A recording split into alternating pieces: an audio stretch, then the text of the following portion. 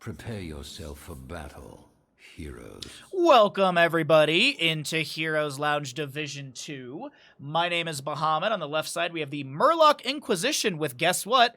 A Murky, Stitches, Lucio, Junkrat, and Greymane. Hello, music? Weird. Music is enabled. I don't hear anything. On the right side, it's going to be Surge Energy. We're going to be seeing the Malthael, Ariel, Vala, ETC, and Alarak. There is a quest, a gamble on how much sadism will Alarak end the game with. 100 or less, 101 to 130, 131 or more. I don't hear any music. Give me a second here. Weird. Hook goes out from Stitches, no early game connection. We got Bribe for Murky, Discord Strike at level 1 for our Alarak with the overwhelming power.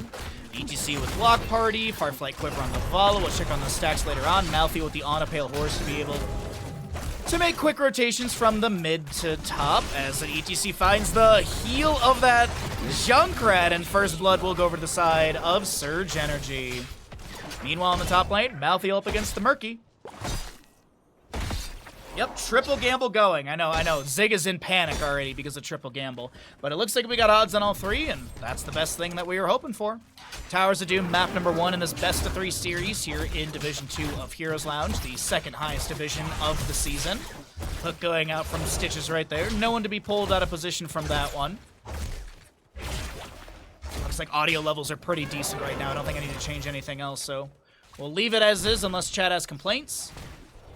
Ariel on the right side just trying to help out the Vala quickly to be able to finish out the camp. We have Junkrat jumping over the wall, back onto the left side. ETC sprays in the bush. Gonna get pushed away by Lucio, slammed by the Stitches. Another spray being spammed as well. Is there an invade into the camp? Vala and Ariel finish up the right side. Actually, Ariel had already moved over to the left to try and help out the allies. Concussion Mine creates space, pushes the enemies off the point, and Stitch is able to get this camp, but ETC power slides in looking for something more. Greymane hit back by a Detainment Strike as now Malthael's rotated in. The hook from Stitches pulling enemies out of position as Lucio Mixon needs to use the push-off to back away. And a Concussion Mine to blast apart the enemies as now Alarak goes down. No! Alarak lives? Hello? Lucio wants the kill?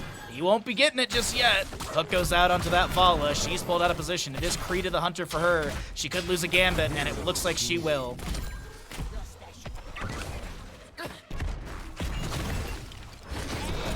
Greymane lunges in, looking for the Ariel. Can't find anything. ETC with a huge power slide, which is unfortunately going to mess up the Alarak telekinesis displacement. But either way, here we go. Still moving in through bottom. Another spray from ETC. There's going to be a Sapper Camp pushed up potentially. A hook goes out, but no one to be pulled out of position. Good Detainment Strike right there from Alarak.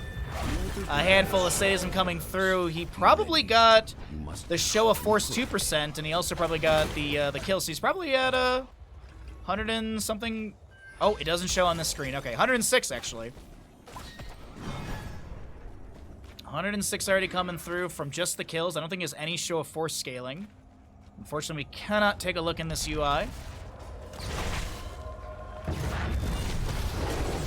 Nice power slide from ETC to follow up the telekinesis from Alarak. A hook onto Vala. She vaults away. Concussion Mine goes out, but no displacement onto this Demon Hunter. Malthael gets right side. Murky gets left. The Sapper Camp and top lane from Murky pushed up as he did go into the Fishy Deal level 1. Mixing on this Lucio, considering to delay out the Alarak. Looks like there will be slight delay from positioning. Good hook onto the Ariel. Concussion Mine beneath her feet, right in front of the tower shot. She gets a little bit of healing. Detainment Strike goes out, and it's Junkrat, the one to fall first in this engagement as Vala continues to rain in auto attacks, building up that baseline stackage, or that level 1 stackage. Currently at 43. Alarak sadism at 117. Vala gets the channel. Alarak with a nice telekinesis and Discord Strike. They take down the Lucio. ETC finds Stitches. And it's a bit of a bloodbath here, favoring the members of Surge Energy. And your Alarak sadism Twitch gamble's about to close. If you're swayed, I'm going to keep checking for those of you at home. 117 currently. The max sadism can be 150%. Nope. 140 because you have the applied force at level 7 there. So 140 is the max available sadism for Alarak that he can achieve. 30% from takedowns, 20% from Show of Force level 4, and of course, as we mentioned, the 10% permanent reduction.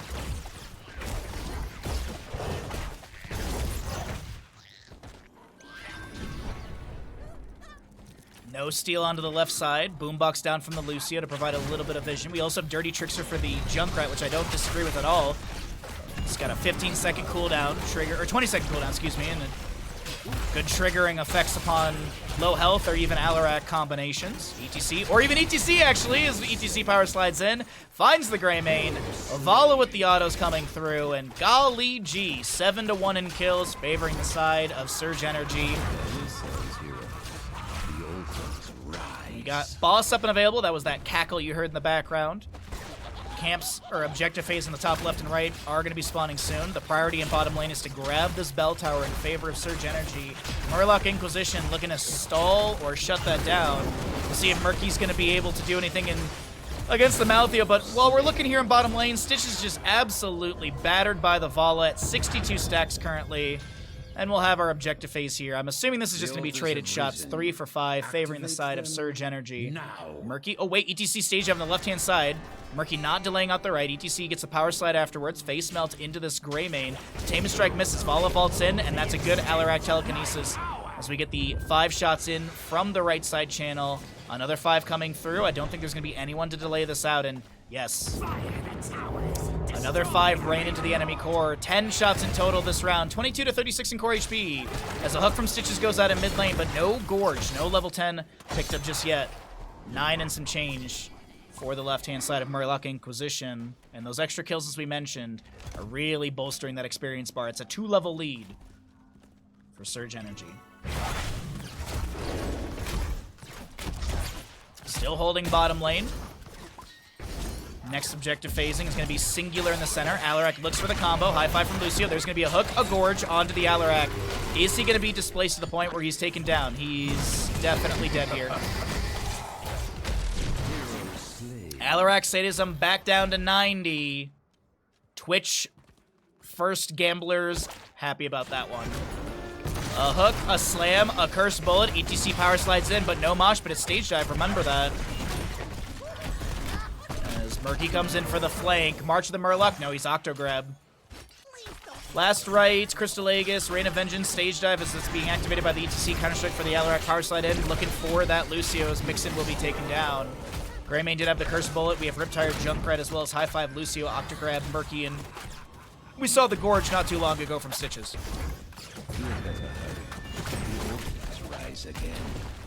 Sappers and bottom were stolen away by the Murky with his fishy deal. Singular altar, as I mentioned, though, in the center of the map, and it looks like Murky does go down to Malthea. Did he pick up a last right stack? No, he didn't burn it for that. Okay. I know Murky, like, if you cooldown count and you watch the bubble, you can definitely get, you know, doing air quotes, free stacks on Murky for last rights, but I think you want to hold that for a higher health pool hero, potentially. Maybe like a Stitches. Take them out of the engagement. But it looks like this Ariel will get the channel on the objective. 4 more shots rain into the enemy core. 18 to 36. Leading for Surge Energy as Murloc Inquisition gorges this this ETC. Power slides away. Detainment Strike going out. So much damage onto JLN, who almost goes down. Couple hundred. Might even just be double digits damage or HP available as Vala does go down to the Nexus Forces. We have an Ariel falling as well to tower shots as ETC cannot get the stage dive activation in time. And a triple kill will be picked up by the side of Murloc Inquisition. Nobody really expected that on the side of Surge Energy.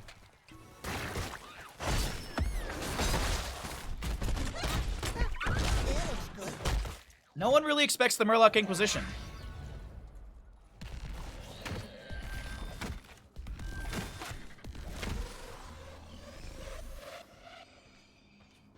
Alarak sadism, by the way, at 96. A hook over the wall from Stitches with the fishing hook upgrade. Did not find anyone. With the later game kills that have been achieved, this is going to be experience leading to the left-hand side of Murloc Inquisition. As ETC is looking to chase down this Greymane. Inner Beast is active. That purple glow on the weapons as the camp will be cleared away in bottom lane. No Sapper charge in, favoring the side of Murloc Inquisition. But they're back in the game experience-wise. They got a hefty amount of damage to do to the enemy core before finding parity, but it's a double objective phase coming up. If the members of Murloc Inquisition can find a kill, they definitely can get these 8 shots in, which will help out a little bit. ETC power slides in. Dirty Trickster triggers. There's a Gorge from that. Stitches as the face melt from ETC interrupts the Riptire. Another hook, but the well is going to assist in ETC not being pulled out of position. An unfortunate series of events for the side of Murloc Inquisition as Lucio helps out that Stitches as ETC goes in with that power slide. Hook going out, no one found. Once again, Alarak checking the sadism, 103. Going for the channel here in the bottom. 4 shots look like they will go in. Taking a look over here. I just want to look really quickly. Malthael, no stacks on last rights. Malthael delayed by Smokey over here. Looks like Alarak comes in, trying to find some free sadism, but Murky with that healing bubble, able to back away. Another puffer goes down. Malthael gets another, excuse me, the Alarak picks up another 3 sadism or so. 110 for the Alarak currently. A hook, looking for the Ariel. No connection. Another spray from ETC. And Murky delay. No Murky delay this time. Vala just trying to dump in the damage. Another bubble for Murky allows him to back away. Octograb is going to be utilized onto Vala. Immediately Crystal Aegis to answer that. We currently have the Stitches in the bottom left of our screen getting low and will be taken down by the Malthael. Soul Rip. Nicely done right there, finding another kill. 12th kill for the right-hand side as our next objective phase should be previewed on the minimap very, very soon. Murky goes to push up the top lane once again. Pufferfish gets the wave clear, and Murky should be close to a bribe. He's got the bribe, and Malthael can't get there in time. Bottom lane, shenanigans once again to take a look at. Lucio finishes out his level 4. Getting the multi-hit needed. Junkrat with the spread volley. Gonna try and zone back the enemies. It's 16 talents here on both sides for the Vala. For the people that are looking for Vala information, 103 on her stacks. The 3 repeating offense stacks for the Ariel out of 6. No lacerates for the Malthael. 48 taster explosions on the Junkrat. Lucio, of course, finished out that level 4 as we mentioned. No Reservoir of Hope stacks for the Ariel just yet. And Alarak Sadism sitting at 125 as the hook goes out into ETC, power sliding away into the Concussion Mine, blasted back to the enemy team. Octograb coming out from Murky, looking to harass onto one, but it's Lucio and Murky to go down immediately. The counter strike from Alarak coming through as Galgar looks to back away on this Greymane. ETC power slides in, face melt onto the Junkrat, who's going to be Detainment Striked away. Tower shots on the Malthael, Riptire, last rights. They take down Greymanes. They take down the Greymane and the Junkrat here. A Gorge onto the Vala, ETC power slides through. Alarak and Ariel are more concerned about the tower down over here, but almost the pentakill coming through. Triple objective phase coming up next. 2 objectives are needed to win the game as Alarak has 146 sadism. If he does not die, the 131 more believers will be paid out. Malthael to the right. Sappers go over the wall. Ariel gets that one. Yep, and that's GG right there. 146 on the sadism for the Alarak. GG, well played. Actually, 149. 149 at the end right there. Nicely done, Alarak. Choose outcome 131 or more. Or more.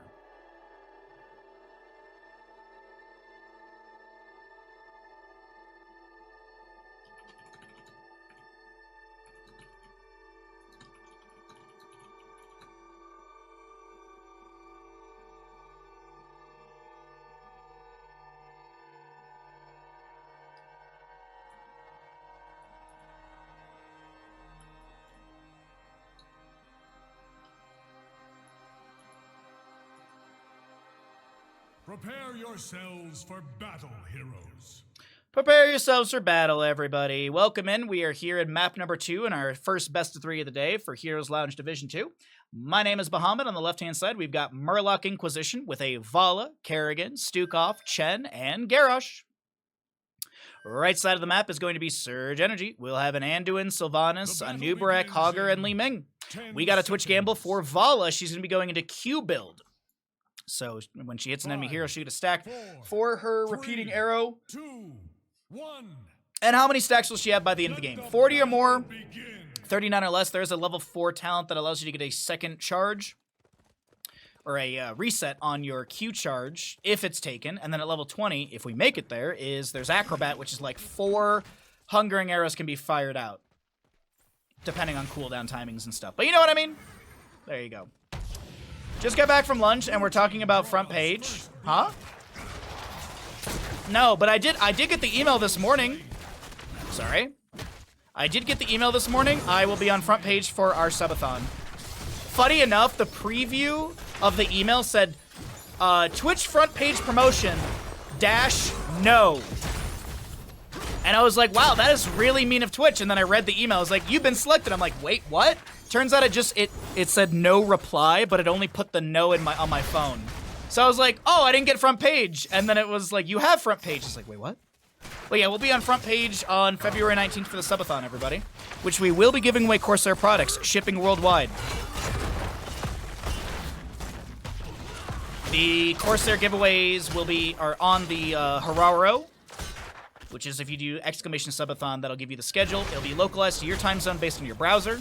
So if you're in EU, it will localize all the times for your region. Yeah, I'm super pumped about it. Thank you for the reminder, Kyle. Yeah. I literally got the email like last night this morning. And I was like, oh, cool. Hell yeah, dude. All right, let's focus in because I missed a couple kills. I do apologize. Looks like Chen did go down in top lane. There was a dive onto him from Hogger and Sylvanas as they open things up even further. Kerrigan going to rotate up there as well. We got good odds on the gamble right now as Vala currently has 2 stacks on her hungering arrow, level 1, the puncturing arrow. Nubrak looking for a burrow charge to safety, but they land the chastise onto the Stukov, and he gets popped like a pustule.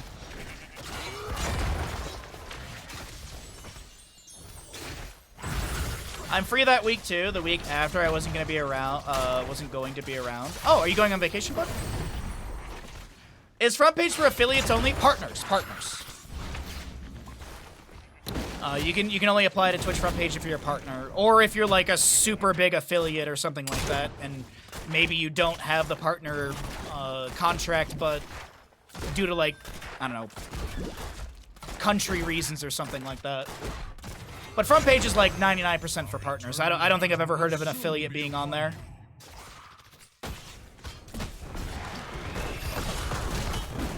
One work trip and 1 vacation. February's busy. Well, hell, that sounds like a fun busy. I mean, February is also the shortest month as well. 28 days. So we have objective phase number 1 going to be spawning here in the north-south positioning, moving to the east-west. The first objective phase to standardize this map. Hogger goes for the bounce into the enemies. I don't know if they were intended to try and get the damage on the JLN there, but the Kerrigan will not fall. It is the Hogger getting a little bit low. Kerrigan still working through, I'm assuming, the sharpened blade. She's already at 3 stacks of the 75, so ways to go on that bad boy. Hear me out, Leap Day is my least favorite day of the year. Is that why, right, February only? No, I'm trying to remember how many days there normally in February as the Li Ming tries to find a reset. A Nubrak will trade that does give the reset over, but meanwhile Chen is just diving onto the fake face of the sorceress, and she will be taken down. It's a 2-for-1, 2-for-2 between these players. Actually, it looks like Sylvanas went down there as well, so it's 2-for-3, favoring the members of Murloc Inquisition as they look to run down this Anduin. Hogger with a bounce around here, but Chen wants to continue putting the pressure on to this priest, and it looks like the Panda Pal will pound him to oblivion.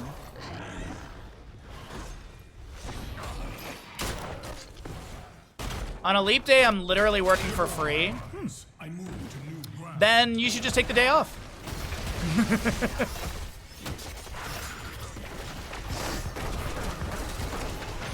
I think you should just take the day off. That's my 2 cents. That's going to be Chen going down. He needed to get full mana.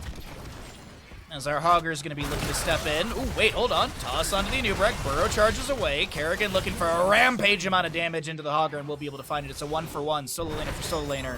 As our objective phase number 1 is still being contested between these 2 sides. Sylvanas on the right working through that health bar, but this left side health bar is a little bit lower. Nubrak hold to safety. Multi-shots going out. Magic missiles from the Li Ming as well. Anduin thrown into the mix. He'll be Throwing out a Chastise, does have that piercing light level 4. Probably got a stack off of that, but it looks like Vala vaults in, picking up a couple stacks on her level 1. 7 currently. There's that repeating arrow reset from level 4, as you saw. And this objective phase number 1 will go heavily over to the side of Murloc Inquisition, which uses my precious vacation time. That's true. That's true too. So you should just write an email to your boss and say it is unconstitutional for us to be working on leap day because technically it's the 366th, 57th day of the year or whatever. I feel like you can make some legal BS reasons. No way does this Garrosh live. Are you serious right now? And Chen goes in with the flying kick. No 10 talent here on either side, but quarter of a level or so to go for that level 10 on the left. Murloc Inquisition running away with map number 2.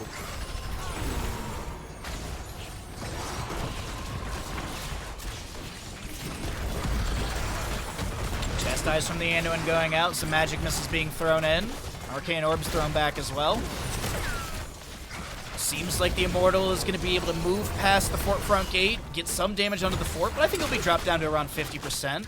They'll back away on the side of Murloc Inquisition. I don't think they're going to step up for any sort of kills here. Not at least underneath the tower shots, unless the enemy wants to step into this blue side squad, but I don't see that happening. Next objective phase should be around the 8-minute mark in-game time or so. Until then, it's rotations. Let's take a look at some of the questing talents we got going on. 8 stacks for the Vala, 40 out of the 75 for the Kerrigan. We've got 9 Groundbreaker stacks for the Garrosh, 2 Piercing Light stacks for the Anduin. Meanwhile, heroic-wise, we got a Helicopter Garrosh with the Decimate, Wandering Keg Chen, Massive Shove Stukov, Ultralisk, and a Rain of Vengeance. On the opposing side, still 3/4 of a level to go for that 10 talent tier. As Kerrigan tries... I don't even know if she was really going for a combo onto the Anub'arak, but... Anub'arak burrow charges to the right to safety. Indomitable activated by Garrosh, throws the Anduin out of position. Big lurking arm down from Stukov as well, and a Rain of Vengeance locks that Anduin into place. Hogger goes for the bounce down the corridor. It's gonna be awkward as Chen just rolls past. Last bit of damage into Hogger comes out from that Vala. Nicely done. A double kill picked up on the left side with the 10 talent tier advantage. Nice invade, nice aggression. They don't steal away the camp, but they get a couple kills, and I think that's more important in the end. Sylvanas clearing out the Impaler camp for top lane. There's our next objective phase. I said about 8 minutes. It's 7-minute 25, and we still have that counter coming through. So just under 8 minutes for our objective phase availability. Meanwhile, Vala will start working on this left side Fallen Shaman. Hogger working on the right. He's going to get a short distance bounce, which will help clear out this camp. Does he get the bounce off the side there? No, looks like he was going up. Weird trajectory, so he'll cancel that. As Sylvanas continues to soak up top. When we do have, speaking of Sylvanas soaking all that, they did get to 10 talent here. Wave of Force, Shockwave, Cocoon, Wailing Arrow, and Light Bomb. We'll see what the combo looks like. Kerrigan landing her own combo, and mid-air, Anub'arak does go down. Blown up by the missiles of Vala. Speaking of, she's got 9 stacks on that level 1. We'll see how things work out for the believers and doubters towards the end of this game. Immortal phase, by the way, if won by the side of Murloc Inquisition, will go to bottom lane. It is the more well-defended lane since the bottom structure is not taking any damage, and I think it still has the gate as well. Yeah, decent amount of gate is there.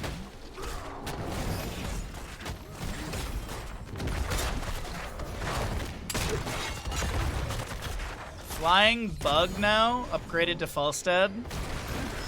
I thought you literally were talking about a bug, and I realized, oh yeah, mid-air he died, yeah. Wandering Keg from the Chen, the Cocoon comes out. There's just a whole overlap of heroics, but they're not finding as much value as I think these players are hoping for. The Massive Shove does push Anub'arak back, which opens up the opportunity to maybe dive onto Li Ming. The mid-air Leap of Faith. Will this Li Ming live? No healing coming through from Anduin to deal with that damage over time as Chen gets the flying kick just as the Haunting Wave teleport activation happens, and I think Chen just got assisted by the Heroes of Storm UI, choosing to let that Chen fly on in. Otherwise, I think Sylvanas makes it out there live. But in the end, this is going to be Sylvanas and many others going down. A lone Hogger to defend, chasing down the Chen in top lane. Or into top lane, I guess you could say.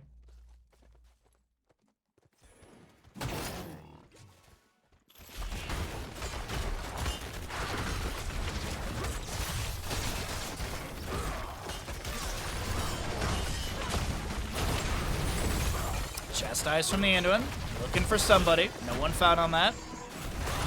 Kerrigan ravages in, done with her level 4 talent. And the Immortal is starting to work on a bottom lane keep. The fort's already gone down. The Chen finds the kill into the Hogger in top lane, and I'm assuming there was like damage over time or something like that from a Withering Flame. Kerrigan gets a Chrysalis activation, but will she be able to back away? Absolutely. The keep goes down. A Nubarak to fall. That's Sylvanas picked off as well. Are we speedrunning Battlefield? Hello? Fastest Battlefield map of Season 26 of Heroes Lounge? Very possible. Ultralisk goes in onto the Anduin. Light Bomb to answer, but Kerrigan was already backing away. Immortal's already worked through the shielding. Kerrigan ravages in. The massive shove misses onto Hogger. Looking for the bounce. Anduin goes down to Garrosh. A Groundbreaker into the Li Ming, but she's able to get to safety of the Hall of Storms. Hogger's actually cleaning things up, but I don't think it really matters because I think this is still Immortal winning the game for the members of Murloc Inquisition. Ladies and gentlemen, we got a 1-1 score for this best 3 series. GG. Well played.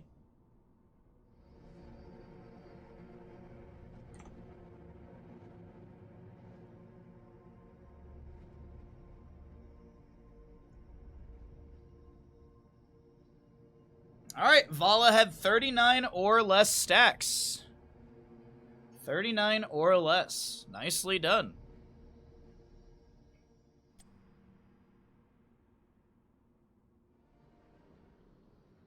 Prepare yourselves. The battle begins shortly. Is Baha a boss? Yeah, absolutely I am, Freaky.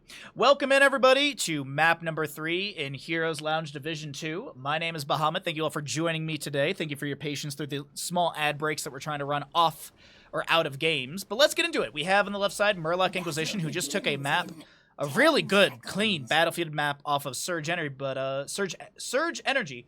Murloc Inquisition has a Gul'dan, Kerrigan, Ana, Chen, and Johanna. On the right side for Surge Energy, it is going to be your Ariel, Rexxar, Arthas, Vala, Uther, and Misha. Let's get into it. We have a Twitch prediction for which team will get first boss. If you know the results, you're welcome to gamble. If you don't, you're welcome to gamble. If you can see to the 3rd dimension, by all means, let us know how the rest of the world is going to work out here, please. If you can see the future, by all means, just let us know if it's going to work out. Gul'dan, Pursuit of Flame level 1, picking up a few of those stacks. Kerrigan into the bush right here with a combination. Misha may go down, gets a mend, gets a heal. Vala vaulting in, continuing to get the damage onto JLN, but no kill into the Kerrigan will be achieved. Take my points, chat. We got 15K on no boss taken. Thank you, Ashmantle, as always. DM said he would only tolerate 1, and any after the first joke, he would start getting curses! Hey, Stark, I think I have an idea for Chess's I'm thing. We have a player that anytime you say I'm, he'll respond with, hello, whatever you said I'm for. I'm Chess Looter. I have the perfect idea for Stark. I miss the hey, listen. Gul'dan with a little fell flame continuing to poke out here into mid. We have Biotic Grenade from Ana picked up at level 1. We'll see what our build continues to be. Freshest ingredients for Chen, typically synergized with the level 4. Shield Glare Johanna. Nothing really crazy to note at the start. No, like, flare for Rexxar or anything like that. Cool. It's just going to be going to aspect of, oh, no, it's Bird of Prey. Aspect of Hawkins later on. Detainment Strike misses. That's going to be a lot of damage onto the Rexxar, but it's actually Chen to go down first. First blood over to the side of Surge Energy. Hey, we got odds on all 3. Nice. Nicely done. Did anyone free Harrison Jones? No, of course not. Why would they? Multi-shots coming out. I try not to use the soundboard too much. I feel like some people might get annoyed by it, so I try not to use it a ton. I feel like I used to spam it a little too much.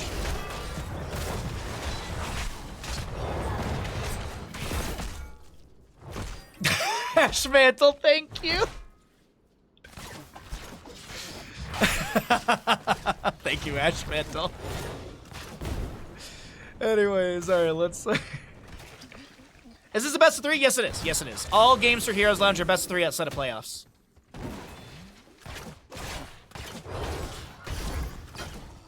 Only people with no taste hate the soundboard. Kappa. Who knows? You could be right. Bottom lane is going to be grabbed. Let's check on some stacking and some questing stuff. Gul'dan's 1 stack away. Kerrigan with still a distance to go on that sharpened blades of the 75, currently at 12. 3 regeneration globes for the Chen out of the 10, 15, 15. No sub done for the Johanna. It looks like there was a kill in top lane onto Gul'dan. Apologies, we were looking at some stats in the meantime. Wave of Light for Uther at 24. Only 9 autos into the enemies for Vala's Creed of the Hunter. Arthas did go into the Frozen Wastes at level 4, so he's going to be having 8 of the 150 stacks on that one. 2 regeneration globes for the Rexar Misha of the 25, and 1 of the 6 stacks for repeated defense on the Ariel. By the way, I do believe the Marvel Rivals, in-game tournament system has started, so I think we're going to try and do some Marvel Rivals casting tomorrow. It's going to be possibly scuffed or amazing. We'll find out. If there's none that I can watch and cast, then we'll just play games and have a good time. I do like playing Marvel Rivals on Wednesdays, though. Like, I'm really enjoying the game quite a bit. I'd like for it to be one of the other games that we play consistently on the stream. I think it's a nice swap between heroes and that. That's a lot of damage onto the Vala. She gets deleted. Johanna does finish the sub done, at least, in all of that.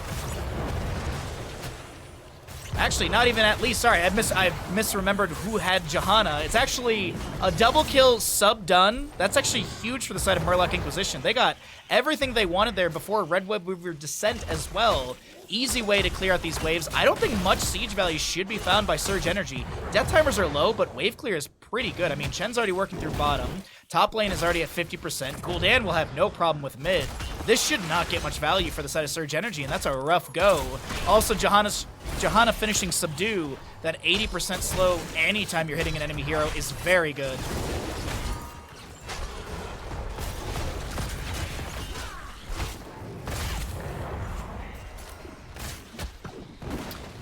One death wave connects into the fort front gate in bottom lane, and that Web Weaver phase did not find much. 20 of the 50 are already turned in, favoring the side of Murloc Inquisition, and it looks like the vast majority is being held by Kerrigan. Not anymore. Johanna's going to throw Shield Glare down. She gets all the gems, so she's got the full turn in. But Gul'dan, he'll be returning to the grave for the next 20 seconds. Detainment Strike, followed up by a stun. Wave of Light as well. Some Shield Glares thrown back. Little Flame Breath out from Chen. Just trying to push back this wave in bottom. Misha stepping up as well. Gul'dan now respawning. Heroics are almost here. This actually might be a stun from Uther. Arthas with the root as well. The flying kick doesn't work. There's so much damage over time. Ana with a Biter Grenade. The damage over time. The repeat. Oh my god, I can't believe it. The Detainment Strike. Oh, nicely done from Ariel, securing the kill for the members of Surge Energy. And now the blue team get their turn in. That Johanna snuck in those 30 gems needed, I do believe. But this is a little awkward right now. Sleep Dart goes out onto Uther. There will be a camp that was tagged, so they know, since it was showing globally, that it was still up as the Web Weavers descended. Good invade coming out from Surge Energy right there. What's up, Darth? How you doing today, bud? Vala. I think that's the Vala getting Crystal Aegis, the Divine Shield, the Blessed Shield coming out. Kerrigan's the one to go down. Rain of Vengeance. Horrify out from Gul'dan, flanking into this enemy. But he'll be the one still taken down. Call an ambulance, but please for me. Nano Boost into somebody right there. Johanna was the target of the Nano Boost, I think. She still goes down. Ana steps up for the gems. In strike mode, Mixin, baby boy, no! I think they're gonna be fine, though. I think they'll be fine, though.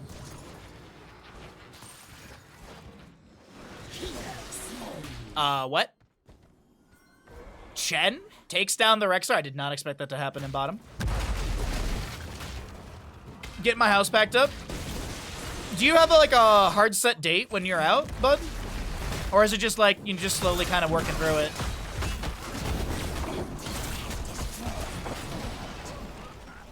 Oh, dude, literally, when I moved out of Michigan, the last thing I packed was my computer. It was literally, like, the last thing I packed. Actually, I remember, I literally packed my computer on moving day. Because I remember in the morning, I got up before the movers came, and I was making breakfast and listening to, like, a bunch of YouTube videos, and I had my computer plugged into my TV. I took it like, because I had it on a stand, so it was just sitting on, or I had it on like a wall mount, so I put it on the stand, and then the movers just came in. So literally the last 2 things I packed up were my TV and my computer.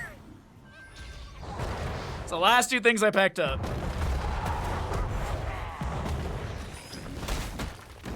I don't want to talk too much about it on Twitch. Hey, no worries, no worries. You don't ever feel pressured to give personal information or stuff like that away. By all means, you are always welcome to say that you don't feel comfortable or you don't want to.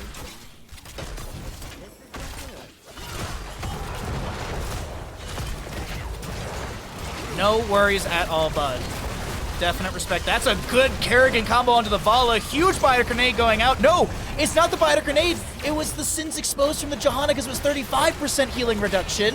More Fell Flames from Gul'dan going out. We have the Wandering Keg from Chen trying to displace the Vala. It's only Rexar. It's only Misha to be lost here. Flying Kick looking for the Ariel. The Crystal Aegis was using this engagement already. Divine Shield is available from the Uther.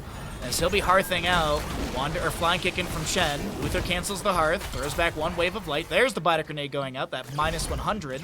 Also does have the anti-healer, which increases the duration by 0.75 seconds, which I think it makes it a 2.25 second duration. It's insane how much that adds. But either way, best of luck on the move. I wish all the best for you, and if you need any help or anything, by all means, you know my DMs are always open. I don't know how I can help, but if I can, by all means, reach out.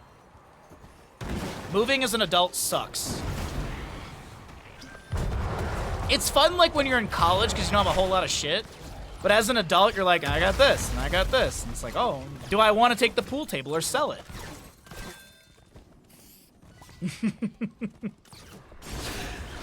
Well met onto JLN. The whole, the root does not connect from Arthas either. The Howling Blast. Gul'dan went Healthstone level 13. Makes sense, there's not a ton of spell power in the enemy team. No need for the Fell Armor.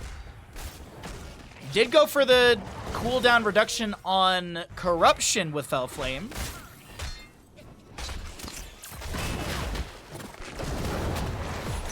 Tame and Strike. There's a Flying Kick. Misha will be taken down. Waiting for that level 16. I'm assuming it's going to be Rampant Hellfire, because Rampant Hellfire is insane, especially on this map. With this back and forth right now, there's going to be some Boars Unleashed, a Crystal Aegis as well. We're about 10.5 minutes in with no boss grab. The Biter Grenade goes down into the Arthas, reducing his healing income by availability by 100%. The Divine Shield, I can't believe it. They can't get a kill. I thought the Wandering Kick from Chen would be enough, but no. They actually have a Detainment Strike pushing back the Ana. How is this Arthas alive? The double support composition is really keeping this Arthas and friends. Wow. Blown away by that. It's 6 to 9 in kills, by the way. What is Chen, baby? No! Just a little too much aggression from Chen with the Flying Kick right there. Gets knocked up against the wall and taken down. Rexar and Chen have been traded. 16 talent tier looming for both sides. A little bit faster on the right for our Surge energy.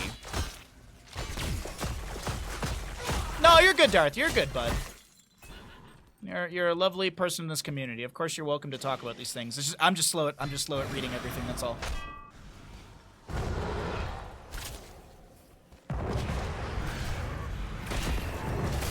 Moving is exhausting. It is. Yeah.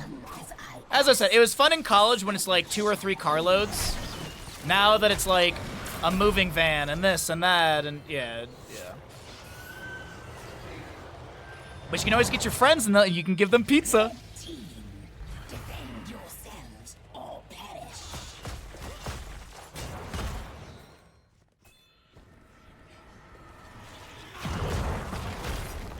Alrighty, so Blue Web Weavers are descending for the side of Murloc Inquisition. They'll be able to take down mid lane 4. It looks like top lane Web Weaver is completely cleared away. As I mentioned, still no boss has been taken here.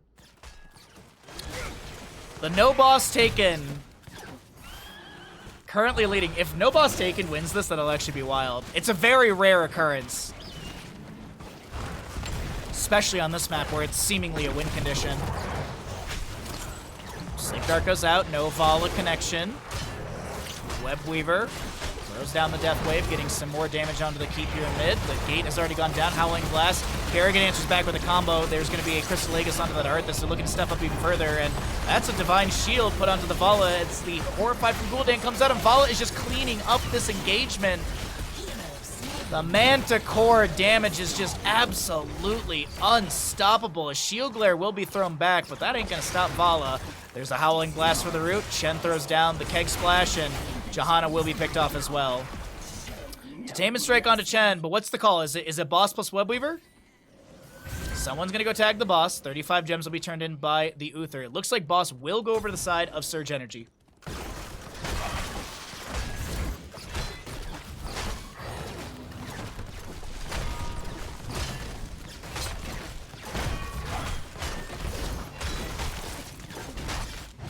That's gonna be a very, very long road trip, my friend. I'm sorry. I hope it goes by really quick.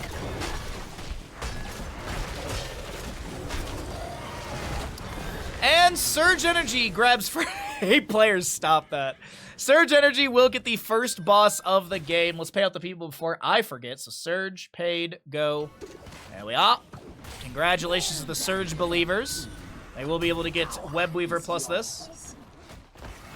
Saul Goodman, thanks for the well wishes. Sorry, just Better Call Saul. Anyways, yeah.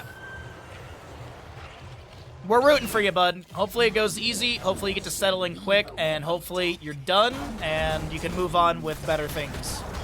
More important things. Boss in this top lane is going to be cleared away just as the Webweavers do descend in. We'll be seeing our mid lane pushing up a little bit as well. Hat thrown onto the Arthas. Well met onto the gate. 20 talent to your... It's a level difference. 18 to 17. Almost the level up on both sides. Hold on. Kerrigan looking for a combo. Pulls Uther into the side of the wall. It is a 5v5 in this mid lane as Chen looks for maybe a flank with the Wandering Keg. Containment Strike misses. Arthas continues to get a couple autos in here and there. He is done with his level 4 if I'm not mistaken. I think I saw 107 stacks to the Vala currently. I know, right? Yeah, it's actually a really good reference, Darth. I like it a lot. Red team has destroyed. Vala has 2 deaths, so she's down to 15% on her Gambit of the 25%.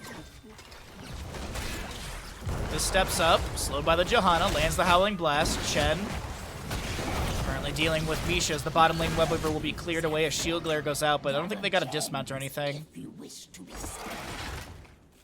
Howling Blast thrown back, a little spray as well.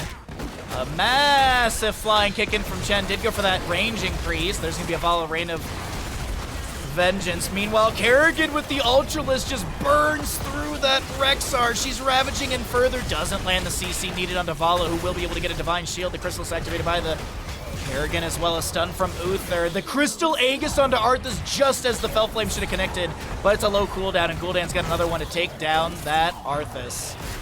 Gonna drain the health of this Vala a little bit. Wandering Keg into the wall. The heals from Uther coming through. The Wandering Keg into the wall. 47 gems will be lost. All gems go down the drain.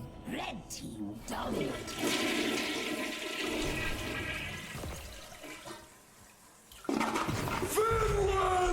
Of the day. First Finland of the day has been achieved by the members of Murloc Inquisition, who move towards the core, and it looks like the reverse sweep is in the cards for our blue side squad. They had a rough game 1 on Towers of Doom, but absolutely bounced back in map number 2. A good back and forth in this third game here on Tomb of the Spider Queen, but this best of 3 series is going to be heading over to the side of Murloc Inquisition. Rexar Misha respawning, but I don't think they're going to be enough to save this core. Boars on leash with no level 20 kill command upgrade. Rexar not really being... Oh wait, no, they blush shield. Feign death. Nisha does go down. Gul'dan does have that level 16 as I was mentioning. So that's probably getting tons of damage at max stacks. Horrify from Gul'dan. And this will be the end of map number 3 in this best of 3 series. GG well played. The members of Murloc Inquisition shut things down, and they'll take this series 2-1.